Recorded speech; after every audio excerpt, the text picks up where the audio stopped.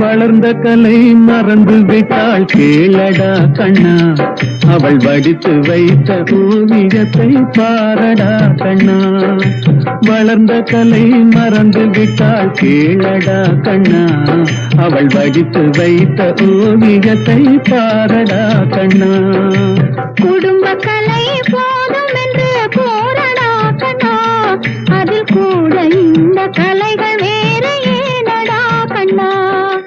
குடும்ப கலை போதும் என்று போரடா கண்ணா, அதில் கூட இந்த கலைகள் வேறு ஏனடா கண்ணா.